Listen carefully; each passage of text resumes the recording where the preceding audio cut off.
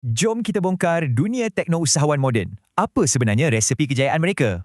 Dunia bisnes sekarang ni sangat kompetitif dan teknologi, ia dah ubah semua peraturan. Dan muncullah pemain baru, teknousahawan. Bagi diorang, teknologi bukan sekadar alat, ia adalah asas perniagaan. So, kat mana kita nampak teknousahawan ni? Mereka beroperasi dalam bidang yang paling hangat hari ni. Fikirkan bidang seperti bioteknologi dan agroteknologi, sampailah ke ICT dan automotif. Semua dipacu teknologi. Contoh paling dekat, tengok saja perbankan online macam Maybank to You atau teknologi automotif dari Proton dan Pro2.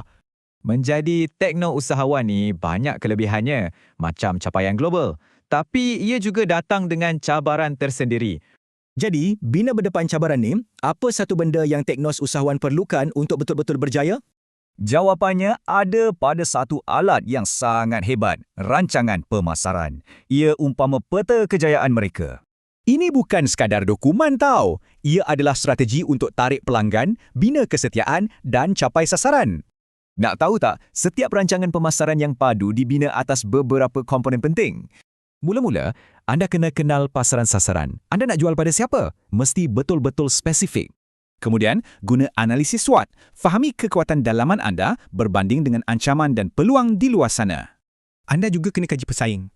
Apa yang mereka buat dengan betul dan di mana anda boleh pintas mereka. Jadi, yang paling penting ialah strategi pemasaran anda. Terasnya ialah 4P, produk, harga, tempat dan promosi.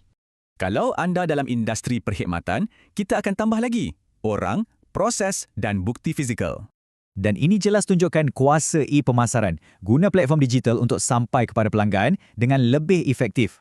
Bajet yang jelas dan plan kawalan memastikan strategi anda sentiasa on track dan membuahkan hasil.